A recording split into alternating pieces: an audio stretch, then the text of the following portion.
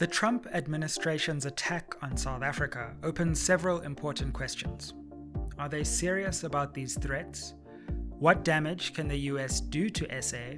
And does this represent a turning point in South Africa's foreign relations? So let's find out. Spread the fire. Welcome back to the Sizwe Mpofu-Walsh experience. If you're new around here, I'm Sizwe Mpofu-Walsh, and on this channel, we explore South African politics through interviews and analysis videos like these. Now, I'm not sure if you're aware, but very bad things are happening in South Africa. Minorities are being persecuted and people are not getting along. For example, have a look at this video.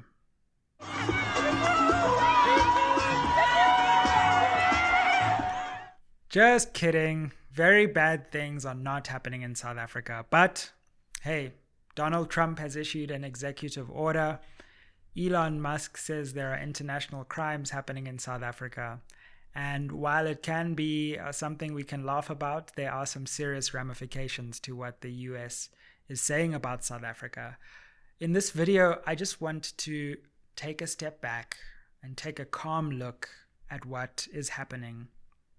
I don't think this is a time for hysteria. It's a time for cool heads, but also for South Africans to wrap their minds around what this moment really means, what it could mean, what the implications are, and maybe offer some thoughts from my perspective on how South Africa should be negotiating this moment as the US ramps up its rhetoric over South Africa's domestic and foreign policy. So in this episode, I want to pursue three avenues of inquiry.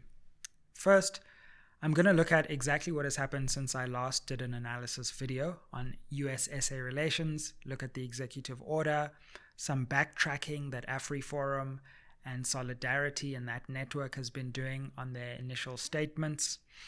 Also take a look at just exactly what's been happening with South Africa's responses. So I want to just give you a set of key pointers around what's going on with US-SA relations. And then once we've set the background, I want to look at what are the implications of this for South Africa. Because I've seen some wild takes from people who are not particularly well versed with international relations. And we need to think through the consequences of this quite carefully. I'm not convinced that South Africa can be completely squashed by the United States, or even that the United States wants to completely squash South Africa, nor am I convinced that South Africa should completely fight back and say that the US doesn't matter to us and they can go to hell either. But I think there is a middle road that probably needs to be negotiated based on what the US is prepared to do and also what leverage South Africa has at its disposal. And then following that, we are going to look at the global and the broader question of global order right now, because this happens within a context in which US power itself is waning on the international front. But as it wanes, we can't forget that the US is still the preeminent power in the world, at least as it comes to military power, for example. So we're going to put the South African-US relationship into the relief of a broader context, a context with Ukraine and the situation between Russia and Ukraine, a context where the US is intervening in the Middle East, but also a context in which China and Russia are rising and the global South needs to make a choice about how it negotiates these two poles of world politics. So let's start by just taking a look at everything that has happened since we last spoke about this US-South Africa fracas. The first thing that's happened is that we got this executive order from President Trump, which targets South Africa. Now, I want to take a read of the first part of the executive order to give you a sense that I think this idea that it's about the Expropriation Act is a bit of a smokescreen. It seems to be about some deeper questions, and the Expropriation Act is almost an excuse to speak about those deeper questions. So let's read Section 1 of the executive order, which speaks about its purpose. Okay, so this executive order is titled Addressing Egregious Actions of the Republic of South Africa, egregious being extremely serious and severe. Section 1, which I wanted to read to you, is about the purpose of this executive order, and it reads like this. In shocking disregard of its citizens' rights, the Republic of South Africa recently enacted Expropriation Act 13 of 2024 to enable the government of South Africa to seize ethnic minority Afrikaners' agricultural property without compensation. I just have to stop there. I mean, that is just flatly false. There's nothing in the Act which speaks about Afrikaner minorities, unless this executive order is admitting that all agricultural land is currently held in the hands of Afrikaner farmers, in which case that would suggest that there has been absolutely no land reform in South Africa over 30 years. But anyway, let me get back to the executive order, because the text of the Act doesn't speak about any particular ethnicity. But let's continue, because as I said, I don't think this is so much about the Expropriation Act, although that is the pretext. This act follows countless government policies designed to dismantle equal opportunity in employment, education, and business, and hateful rhetoric and government actions fueling disproportionate violence against racially disfavored landowners. I'm not going to go into the falsehoods and illogicalities there. It finally says, and this is what I think is important, in addition, South Africa has taken aggressive positions towards the United States and its allies. What are those aggressive positions?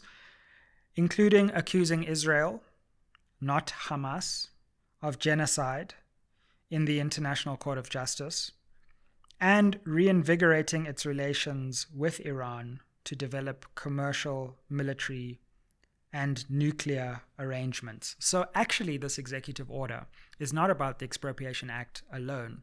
It's about broader government domestic policy, and particularly South Africa's empowerment and justice laws, which seek to take the black majority of South Africa, which is 80% of the country that was brutally suppressed during apartheid, through actual racist laws, through spatial dislocation, through the force of the barrel of apartheid guns, through imprisonments and detentions and hangings, through all of those treacherous means, simply asking to take those people who have been subjugated for centuries and put them on a basis of equality with their white counterparts in South Africa. That's what these laws do. And the US says they're not happy with those laws. But in addition to the wider spectrum of laws, the US is also dissatisfied with, it seems to me, South Africa's policy, especially as it relates to the Middle East.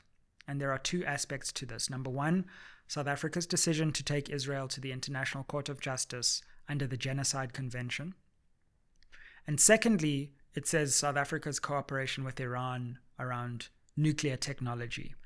So this executive order is actually about a broader policy thrust, both a domestic policy thrust, but also a policy thrust in the Middle East in terms of Middle Eastern international relations and the way that South Africa is figuring there. So that's actually what this is about, and it seems to me that the Expropriation Act was the trigger for this wider concern that the US seems to have on the way South Africa is positioning its policy. Now, in response to that, we saw a huge fallout, because make no mistake, this is deeply unpopular in South Africa. Nobody believes really that there are these unjust laws, and everyone kind of is caught between laughing and crying at how false these claims are.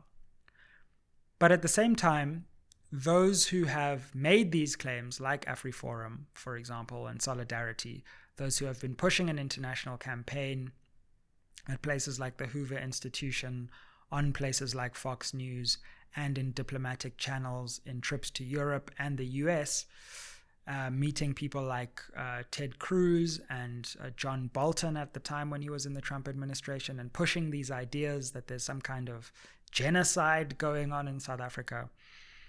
They have backtracked, and they have tried to say that it's not those actions and their lobbying which has pushed the US to do exactly what they asked.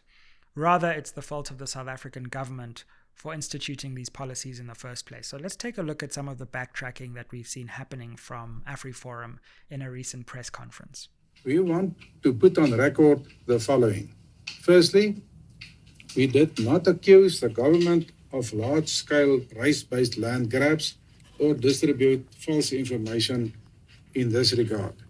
Secondly, we did not and will not ask for sanctions against South Africa or that funds for vulnerable people to be cut off by the US government. Thirdly, we explicitly, over the past 3-4 years, we explicitly asked senior US officials not to kick South Africa out of the AGOA Act because of the suffering it will cause to farmers and their workers and the work and livelihoods of workers in the motor, chemical and other industries. Then we want to state that the order of Mr. Trump is the result of reckless policies of the ANC leadership that alienate a superpower and not a so-called disinformation campaign from our side.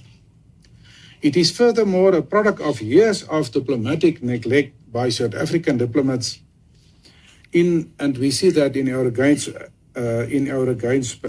engagements with the United States on different forums and on a very wide range of issues. Then we want to state clearly that we were not aware that Mr. Trump would issue this order. And lastly, we want to state that we believe that it's not in the interest of South Africa if there is a deterioration in the relationship with the world's largest economy and a very big trade partner and donor of our country. In the light of the latest developments, we will urgently request a meeting with President Ramaphosa to address the possible differences between us and to find solutions to that. And we think we can solve in South Africa, we can solve this kind of differences between South Africa. Now, interestingly, and this is something we're going to come on to in the third part of this video when we talk about the global context. Some of the US's traditional allies, like the European Union, have broken ranks with the US on this question. The UK has been very quiet, but I think that they are probably equally bamboozled over US actions. But in particular, the president of the EU Commission came out with this tweet where he said that he sees South Africa as a responsible and a trustworthy ally and that the EU is looking to deepen trade and investment with South Africa.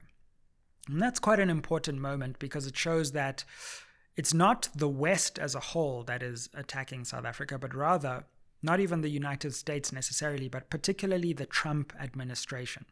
And they don't find support even amongst some of their closest allies with this attempt to isolate South Africa in terms of the rhetoric. Now, what we also have seen is these laughable protests outside the US embassy with, quite frankly, not very many people who came up with these placards that barely made grammatical sense about how Donald Trump should intervene to support Afrikaner South Africans. I mean, this protest really was scraping the bottom of the barrel and has largely served to just further isolate these fringe groups who are trying to push this message. Isolate them from mainstream Afrikaner opinion, let alone mainstream public opinion in South Africa. And we have seen important voices from across the political spectrum, even Afrikaans speaking analysts and journalists. I saw something from Max Dupree's recently, which was really great, saying, look, these people who are at these protests with these bizarre placards do not speak for me. Afriforum does not speak for me, and they certainly don't speak for South Africa. I mean, when we look at, for example, the percentage of the vote that a party like the Freedom Front Plus, which is really geared towards protecting Afrikaner interests in South Africa, when we look at their percentage of the vote, we're talking about 1-2%, at best. And so you're really looking at 99% of South Africans who don't believe this stuff. But I would say there's probably even dissent from within the ranks of a Freedom Front Plus. And so this is more like a faction within a 1% of South African society. But that faction has been able to exert important international influence on South Africa. And so now, having set the scene of what has been happening recently, I want to turn attention to something that I think is really important. You know, on this channel, we speak about news, we speak about what's happening, we interview people, but one of the things I enjoy doing most is taking a step back and analyzing something. And we rarely, as South Africans, as citizens of the world, and if there are any American people watching, I know there are lots of people who watch from around the world, I think analyzing this moment from the South African but also the global perspective is really important, because there's a lot that's going on here that I think is not being appreciated. So what does this mean for South Africa? Firstly, there seem to be two views emerging. One is that South Africa should cower. It should beg the United States not to unleash its wrath onto South Africa, and South Africa should do whatever it can to shift its domestic and international policy to move it in line with the whims and the fancies of the Trump administration. And then there's another view, which is that South Africa should stand up to the United States. It should say, bring it on. It should say, we don't care about you. And it should give the US the middle finger. Now, between these two extremes is really what I think is the wise path for South Africa. But let me explain why. Because on the one hand, we can't ignore US economic power in the world. But on the other hand, we shouldn't overestimate the resources it would take for the US to coerce South Africa, given the broader board of international relations and how many resources the US is already investing in different parts of the world, and also South Africa's leverage. So in order to appreciate this, we first need to have a look at what the US has actually threatened to do. Now, when you go to the end of the executive order, what you see is that the US hasn't yet threatened sanctions. It hasn't threatened any kind of embargo. It hasn't threatened to withdraw investment, although these are all things that are within its power, I suppose. But it hasn't threatened to do that. All it said is that in response to these things, the US is withdrawing aid to South Africa. But there's a carve-out in the executive order which says that some aid can still be kept, and it depends on the government official and whether the US decides to keep that aid. So it's not even withdrawing all aid. And we actually saw a clarification from the embassy in South Africa saying that the program, which is really to do with administering and disseminating HIV/AIDS medication, which is vital medication for some of the most marginalized people in South Africa, that will be retained. So actually what we have here is the US saying that they will withdraw some key aid, but not even the most important aid to the most vulnerable people. So really, at this point, although there is damage, and most people were worried about PEPFAR, if that's going to be ring-fenced, South Africa isn't a big aid recipient. Sometimes aid may go to, NGOs or media organizations, or funding, but that really isn't going to, that's going to have a negligible effect on, for example, South Africa's GDP. So the US has really taken symbolic action which may shame South Africa to the domestic US audience or the Fox News audience. But when you look at the action so far, it hasn't really been very, very deep or very broad, which is a good thing. It means that the US is disagreeing publicly, but they're not taking that disagreement to illogical extremes. Now, some have said, okay, well, South Africa has responded to this executive order.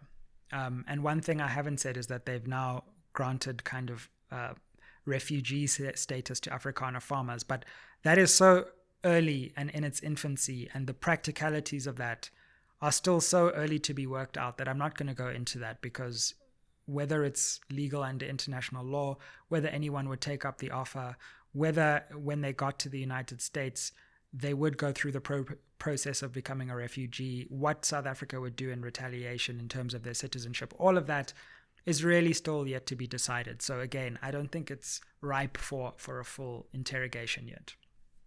But what has South Africa done in response? South Africa has said, we're not changing our foreign policy. We're happy to engage on it, but there's been no suggestion that SA will withdraw its ICJ case. In terms of these questions about Iranian nuclear cooperation, that is something that we just don't have a lot of evidence on. If the US is able to adduce evidence that there's some kind of nefarious nuclear cooperation ongoing that falls outside of the Non-Proliferation Treaty, which both South Africa and Iran form part of. Israel is not a member of the Nuclear Non-Proliferation Treaty, which is the main governance institution which governs nuclear cooperation. It permits states to engage in nuclear cooperation so long as that's around the peaceful nuclear uses of nuclear technology. If there is some kind of breach of the NPT, then that evidence needs to be adduced. There are international agencies like the International Atomic Energy Agency which can deal with that. But simply casting these aspersions without explaining them in more depth leaves those of us who don't have the evidence at our disposal with nothing to go on. But South Africa has not said that they're going to change any kind of cooperation with anyone in the world based on this executive order. And the South African government has reiterated that they will not be changing the Expropriation Act, which they believe, and they are right on this, is far from an attempt to seize Afrikaner minority. There's no such thing as Afrikaner land, firstly, because unless people are accepting that land is racially coded in South Africa and that all land is in Afrikaner hands, then expropriation of land, which is a usual, I've gone through expropriation in the previous video, it's a ubiquitous thing that all countries do. Unless you assume that all land is in the hands of the Afrikaner minority, in which case that's a terrible iniquity, then you can't assume that the Expropriation Act would only target a certain ethnicity and not another ethnicity. Be that as it may, South Africa has not shifted anything. That's really what the response has been when you sift through all the noise. So that then begs the question, would the US, given that South Africa hasn't shifted after this executive order, take further steps to try and coerce South Africa to shift its domestic policy and shift its foreign policy, especially as it comes to the Middle East? And here we need to ask ourselves, in that worst case scenario, what are the policy options available to the US? How deep would they wound South Africa? And how much would it cost the US to undertake such steps? And does South Africa have alternatives that it can go to if, for example, there was a doubling down and there was a deepening of this policy to try and further pressurize South Africa? And here, I have not seen people really consider this in much depth. The first thing that could be done and that I've seen mooted is sanctions. The second thing is a withdrawal of AGOA. And really, when we look at those, and then the third thing would be some kind of investment or some kind of embargo. But I think that is just so unlikely that it's not worth considering at this point. But given all of this, let's look at the options before the US and before South Africa and try to game them out a bit here.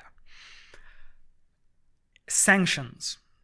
Now, many people hear this word sanctions and they think it's like this big, scary thing. And sanctions can be big and scary. In fact, in 1985, it's one of the few cases when, and leading up to the transition from apartheid, it's one of the few cases in which sanctions actually did change domestic policy. But there are reasons for that. It's because the sanctions policy in 1985 came at a time, firstly, when the US was alone in the world in many ways as a preeminent power. The Soviet Union was very far towards its decline, and the US was able to concentrate sanctions on the South African government from that position of unipolar strength. But secondly, it went along with huge and massive popular opinion in Europe, in the global South, in America, which really treated apartheid South Africa as a pariah state, which it was at the time, because it was actually instituting a crime against humanity, subjugating Black South Africans for decades.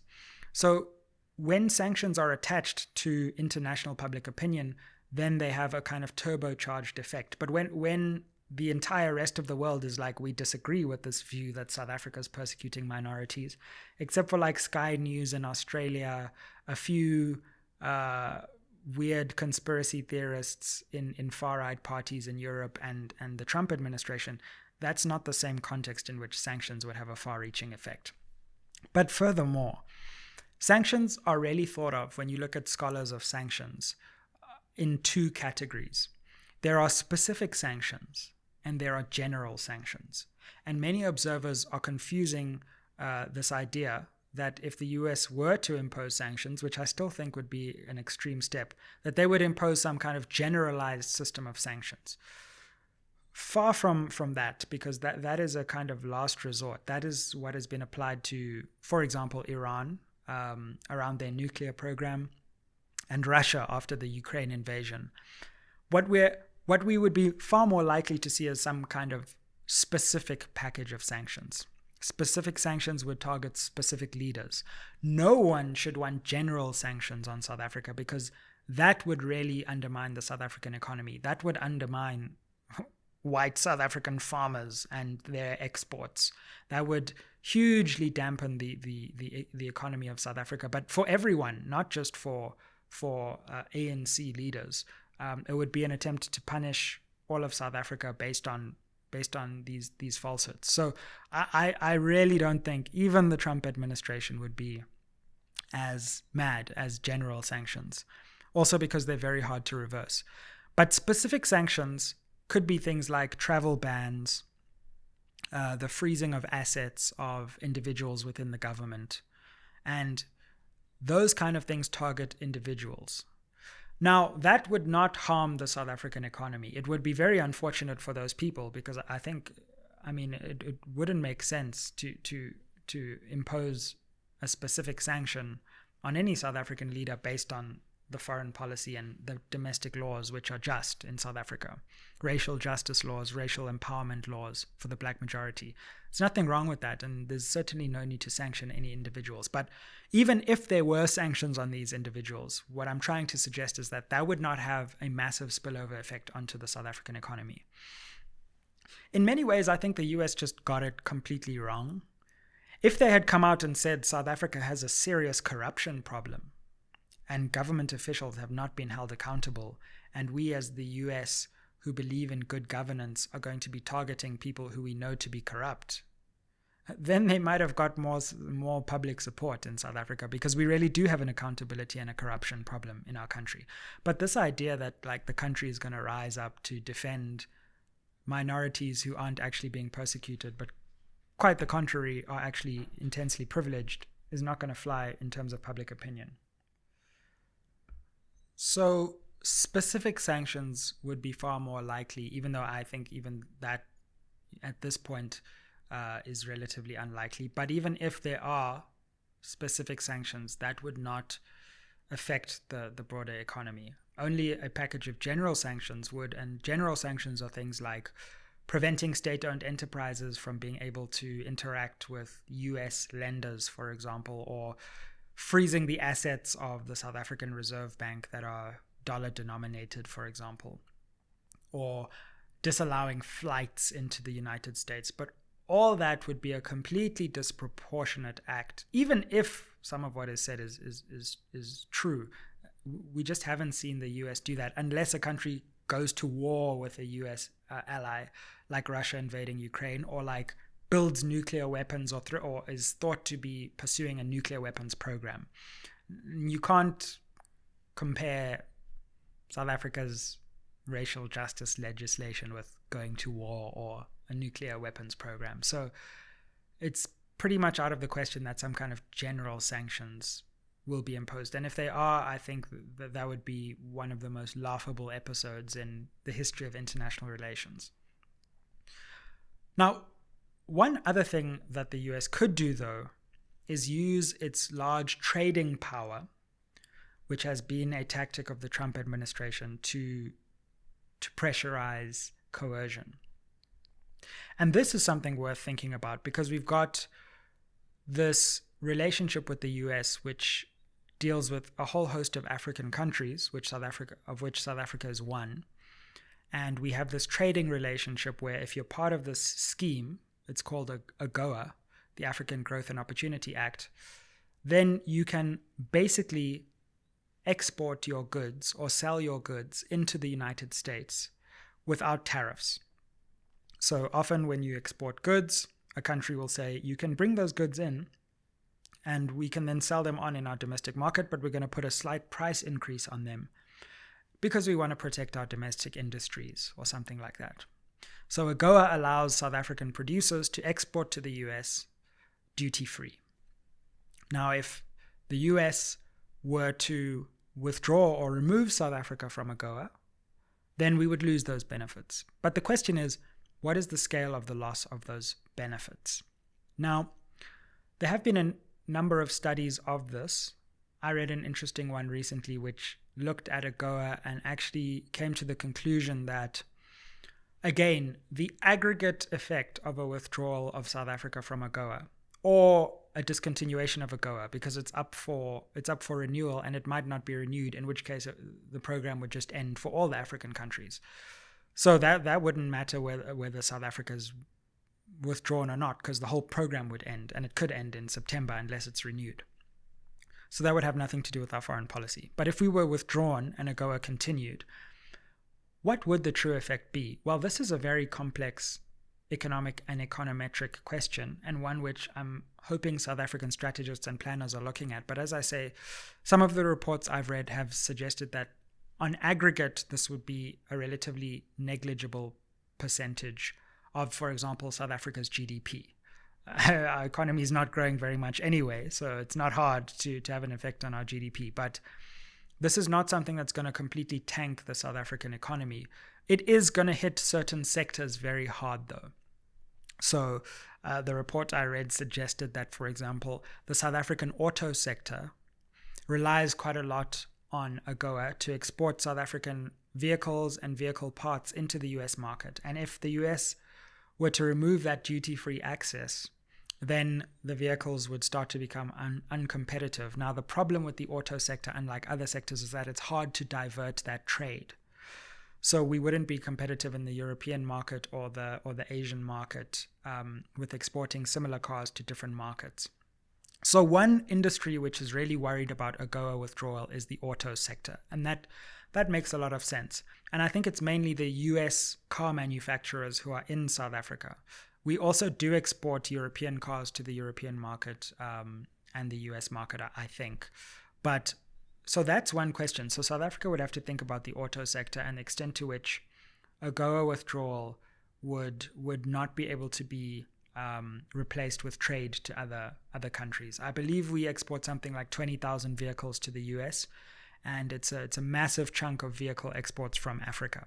So we would be thinking on the sectoral level rather than at a level of impact on GDP when we talk about AGOA withdrawal. But remember that there is something called the GSP. It doesn't really matter what it's called, but there's a separate US agreement for certain African countries and other low-income countries in the world, where even if it's not part of AGOA, sometimes there's still duty-free access. And I believe, having spoken to some people in the South African auto sector in preparation for this, that we may still be able to export to the US under the GSP, even if AGOA is withdrawn. And currently, some auto exporters are currently using the GSP, which is just another, as I say, duty-free access scheme or lower tariff access scheme, quite apart from AGOA. So the question is, if GSP and AGOA were taken away, what would the effect be? And as I say, on all sectors, I don't think it would be necessarily devastating for all sectors, but there are certain sectors where it does seem to have a serious effect. Now, the thing we do need to consider as South Africa is that we just can't afford much more economic carnage, right? Because what's really bad for South Africa is not these empowerment laws. It is the fact that our economy is not growing. It is inequality, it is poverty, and it is unemployment. And so auto manufacturers are big employers in places like the Eastern Cape, where unemployment is already rife. And so the government would have to think very carefully through, job losses, because that's something that the South African economy just can't take any more of. So you can see that we're starting to paint a picture where certain sectors of the economy could be hurt quite strongly. but it's not a question of a massive economic fallout quite yet with AGOA. And the other reason for that is that some of our other industries are minerals, for example, in AGOA. And those minerals are really important. Yes, the US can get some minerals from other parts of the world, but South Africa has important stocks of platinum, important stocks of chromium, important stocks of gold, important stocks of diamonds, etc. And these are all used in big industries, and AGOA allows them to be exported duty-free. But with the removal of AGOA, it's not as if there won't be any demand for these minerals. And even if there are tariffs, many countries can't export to the US duty-free now. That's the whole thing about the Trump tariffs. He's threatening, I mean, China is dealing with effective like 30% tariffs at this point. Many other economies are facing tariffs. He's threatened tariffs on Canada. He's threatened tariffs on Mexico. So many countries are going to have to deal with US tariffs. South Africa won't be alone in that. And there may still be a demand for many South African exports. We are a net exporter to the US because they demand so many minerals that it's not as if just because AGOA leaves, all the exports will suddenly dry up. It just means that it may cost a little bit more to get those minerals into the US, but there may still be demand for those minerals. So the withdrawal of AGOA does not mean the cessation of trade. The withdrawal of AGOA just means that duty-free access to the American market would be withdrawn. Now, duty-free access is a good thing, and we should welcome it, but we should also know that trade will not end with America just because AGOA has been withdrawn. So that's something worth considering. And of course, AGOA may well be kept. Now, having said all of that, what we're dealing with then is an economic problem which could affect specific government leaders and specific sectors of the South African economy.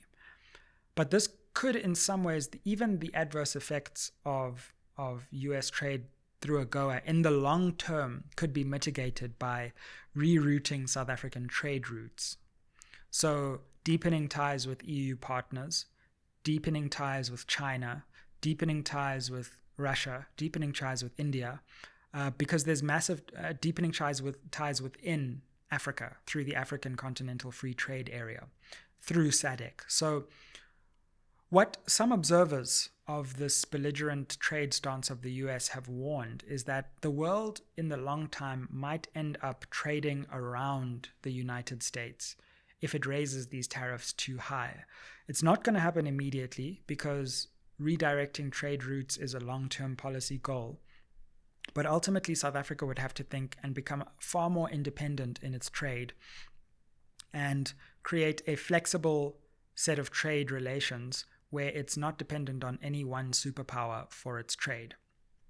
And this is something that many global South countries are currently in the middle of. India, for example, whose economy is booming at the moment, has been creating this more diversified trade network where it trades with the Middle East, it trades with China, it trades with the US, it trades with Europe, trades with Africa. And if one of those links in the chain breaks, it can then replace it with a different trading partnership.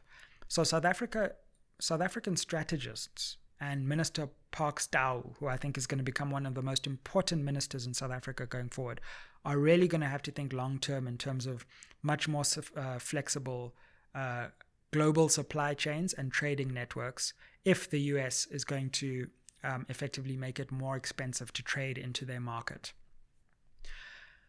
Now, having said all of this, what I would say to those in the US who are thinking about this as well is that South Africa may well be a much smaller economy. I think the US is like 70 times our size or whatever.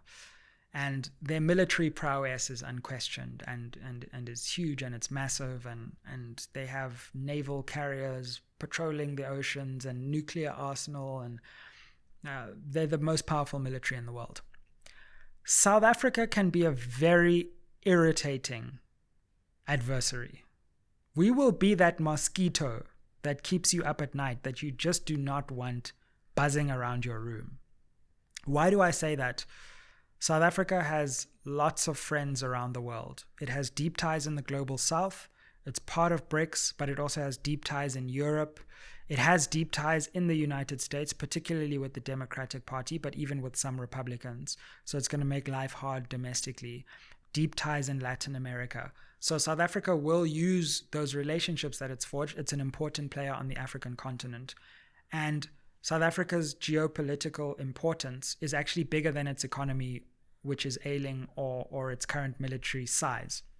So, for example, South Africa's ports are key trading routes, especially between China, or at least the Indo-Pacific and the Atlantic. You can't ignore South Africa's shipping lanes, for example. So those are geostrategically important. Similarly, South Africa has a very loud freedom of expression. And so people are just going to talk and criticize. And you may have seen social media, which is South Africa's second defense force, just makes things very uncomfortable, and attacks and lampoons and criticizes. And we hold our own globally in terms of media dissemination, social media, and being able to control narratives. So South Africa is not an easy country to shame in the sphere of global public opinion, because we're so loud, we're so outspoken, and we have very sophisticated media networks, digital and broadcast. This channel, for example, being one of them. But there are many like it, and many loud voices on social media, etc., and in broadcast media, and a lot of people who support South Africa in Europe and all of these places. So when you come for South Africa, you then have to deal with all of that backlash. But remember that South Africa is a key member of BRICS. And BRICS as an alliance which is rising to challenge the unipolar dominance of the United States in global economics and global politics. BRICS itself, even though it isn't very vocal, works a lot behind the scenes. So just because China doesn't come out and say, we support South Africa, we think what Trump is saying is nonsense, doesn't mean that discussions are not happening behind closed doors about how China can step into the fallout that may come from the US imposing barriers to South African trade, for example. Same for India, same for Brazil, same for Russia. So just because South Africa does a lot of trade with the US, our second biggest trading partner, doesn't mean that over time those patterns can't change, especially in a world where China, India in particular, but the ASEAN countries are all rising very fast and are going to have massive demand for South African minerals, maybe even South African vehicles, certainly South African agriculture. So the other thing about South Africa is that if the US antagonizes South Africa too much, then they may push us into a sphere of influence that is ultimately to the detriment of the US economically, where we could have been friends and we could have continued trading relationships. They may force South Africa to think in the long term outside of those US trade networks. And that may not be a huge thing for the US economy, but they may lose South Africa as an important swing state in the global south. And that matters, especially when they're dealing with the rise of Russia, the rise of China, as peer competitors, economically and militarily. So let's really think through the cost of subduing South Africa. It's quite high. The US is already bogged down in the Middle East.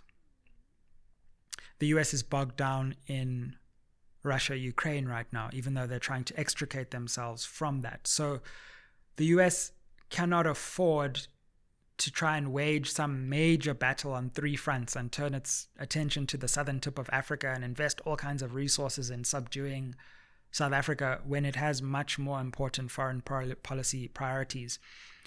The pivot to China is the US's main foreign policy priority, and US strategists are thinking how they can turn their attention to that.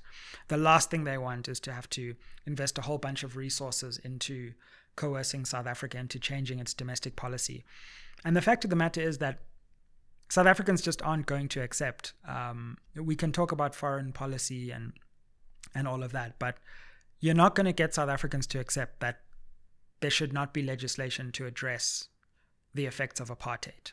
Like that is just a red line for South Africans. It just matters too much. And so it would take huge resources to persuade millions and tens of millions of South Africans that somehow there shouldn't be the empowerment of Black South Africans, given all that South Africa has endured. So I'm not so sure, even though the US, and don't get me wrong, can inflict serious pain on South Africa. Like I've said, industries like the auto industry could suffer, investment could perhaps suffer, particular politicians individually could suffer, but I'm not sure that the US is really interested in an all-out coercion campaign, because it would just cost too much and it would be too irritating, quite frankly, for them. So South Africa should also remember that there is a certain amount of leverage, and that the juice is just not worth the US squeeze at the moment either. So really what we should be doing is negotiating with our US partners, is using the diplomatic channels that we have available to us. Look, the US hasn't even appointed an ambassador yet. There are lots of representatives of this administration that haven't been appointed. And when those representatives are appointed and the diplomatic channels are available, I know our ambassador Ibrahim Rasool is working around the clock right now, speaking to members of Congress, speaking to members of the Senate, probably also trying to speak to Trump administration officials, and just explaining, look, we may be opposed on these certain issues, but I mean, really, the ICJ case, that's what international law allows us to do. I mean, the way you resolve disputes is to take them to the international court. That's a disagreement, but it's a disagreement within the rules of the international system. And so I think these diplomatic channels can be reached to come to a more amicable solution.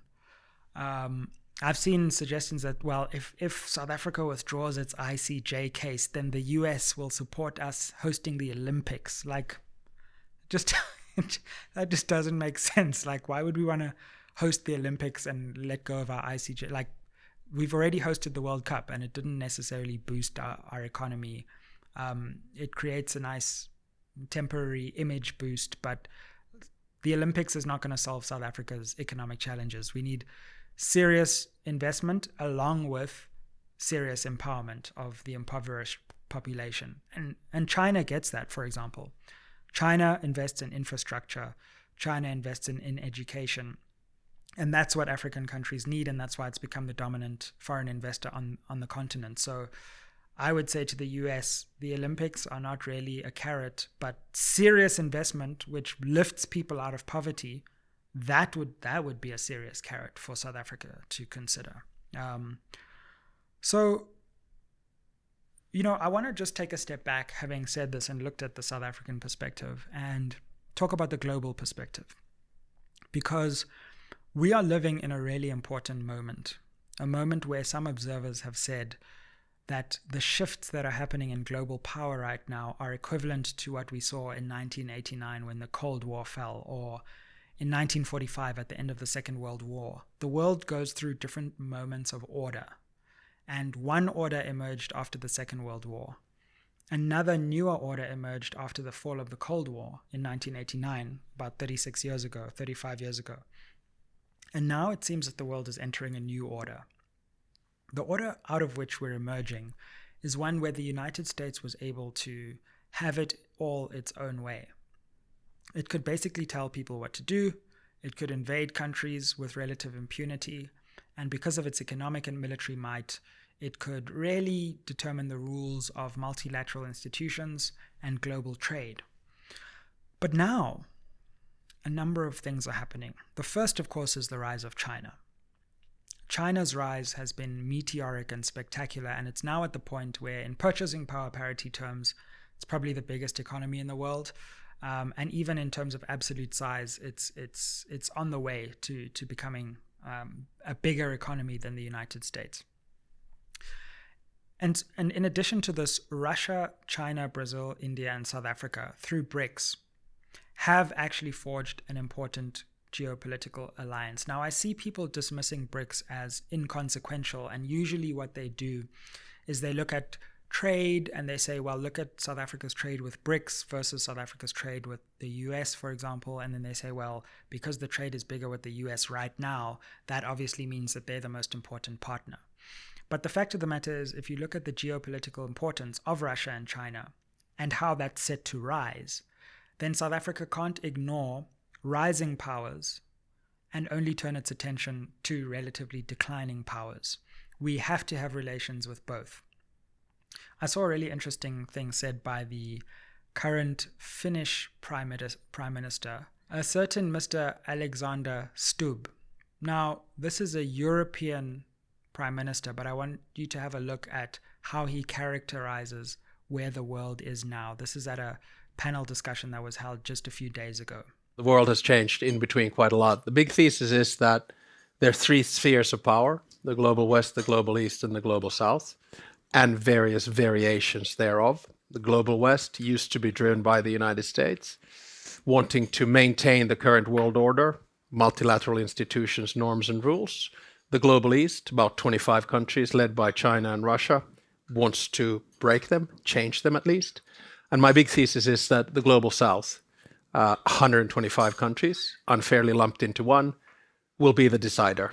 The global South is going to be the one that changes it. And inside the global South, you have a few swing states, big powers, like India, and I don't say this only because the two of you are here, Saudi Arabia, Nigeria, Kenya, South Africa, Argentina, Brazil, Mexico. So notice how President Stubb characterizes the world and the way that he says that South Africa is actually one of the most important swing states in the global South. So what he says is that you have the collective West, which used to run the show. Now you have the rising East, which involves Russia, China, but also ASEAN states and states in East Asia. And then you have the global South. And really the question is, which way will the global South tip? Because both the West and the East need the global South in order to become preeminent powers in the world. And so right now, states that are important in the global South, like South Africa, actually have a disproportionate amount of sway and power because they can shift other states within the global South, within the SADC region, for example, towards the East or the West, or balancing both against each other. So we cannot ignore the rise of China economically and the rise of Russia militarily, and just assume that if we close our eyes and give the American Trump administration everything they want, that we'll be fine. Because the world has changed and foreign policy has changed, and South African foreign policy must change in response to the changing world.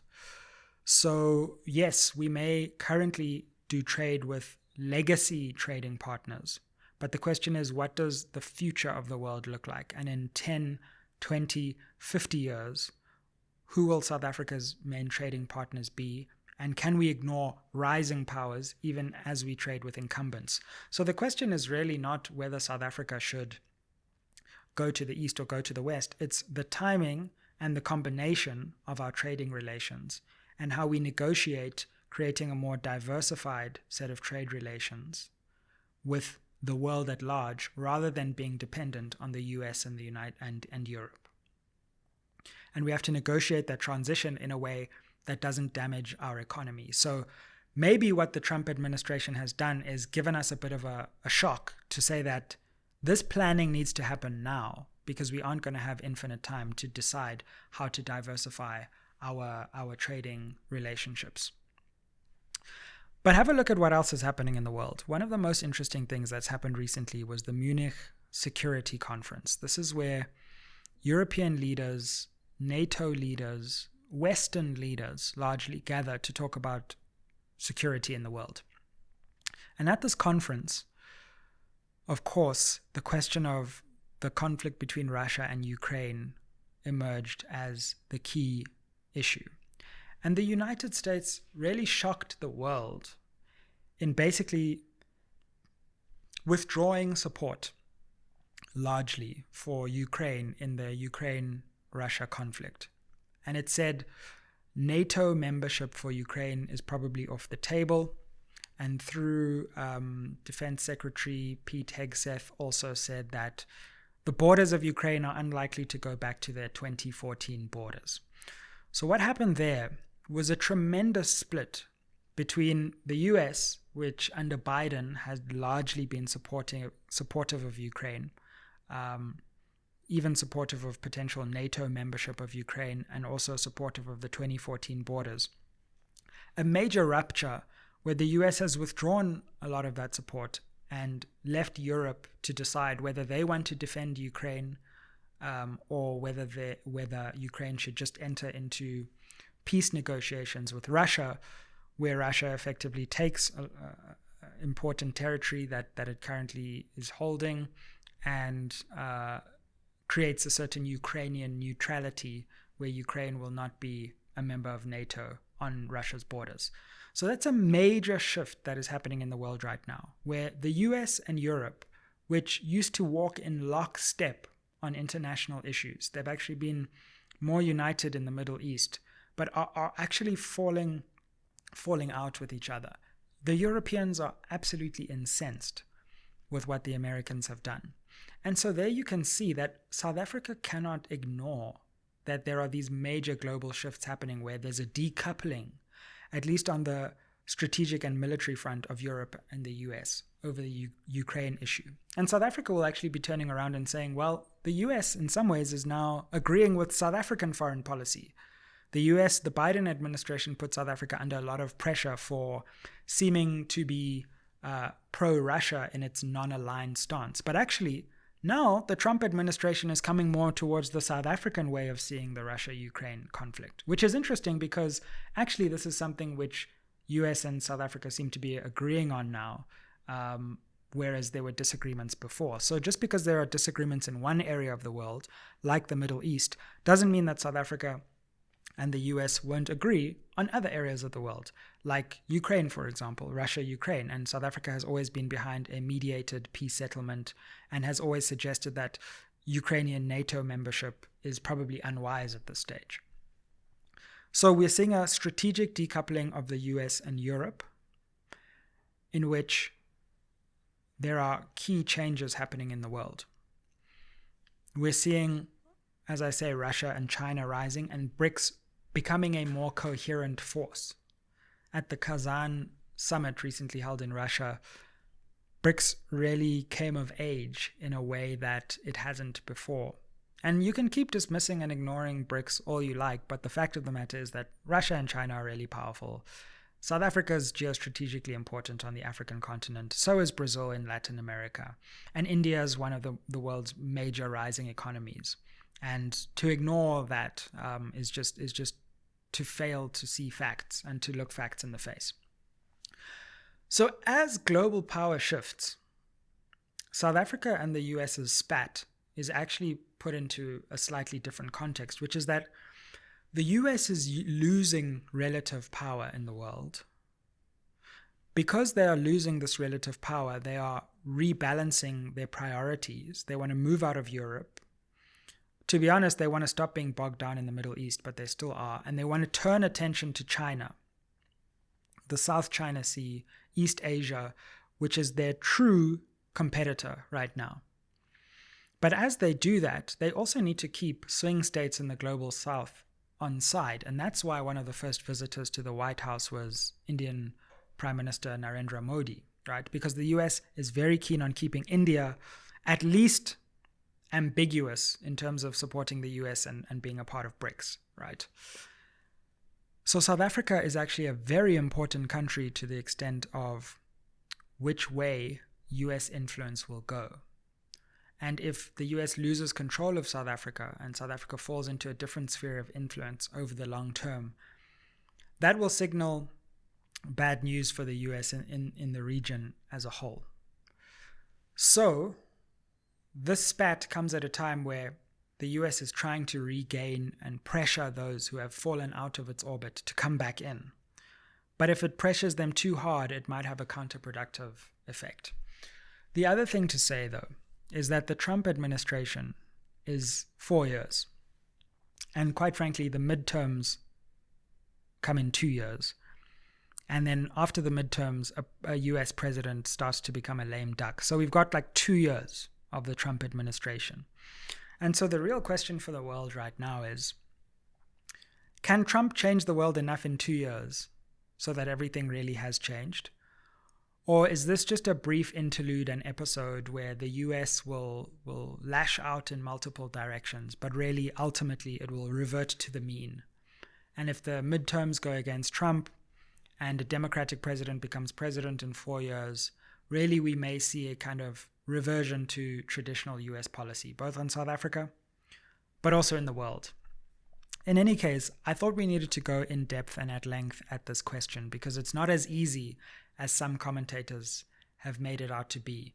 Are the US statements on South Africa worrying and concerning? Yes, they really are, and we should be pursuing the diplomatic, economic, and multilateral channels to try and assuage US doubts. But on the other hand, South Africa should not completely ignore its own geostrategic importance in an era of profound global shifts. Like, share, subscribe, get yourself SMWX merch, become a member of this channel and get access to perks, and subscribe, help us get to 250,000 subscribers. It's always great to chat. Agree, disagree down below. This is a safe space for genuine engagement. You may completely take issue with my analysis. You may think it's the best thing you've ever seen. All I'm trying to do here is just deepen engagement. Hope I can hear from people in different parts of the world. Are you watching this from the US? What are you thinking from Europe, from Asia, from other parts of Africa? And of course, my South African family. Very good things are happening in South Africa. YouTube channels like SMWX are providing interviews and analysis for your education and entertainment. So please subscribe to help these very good things continue. Aye.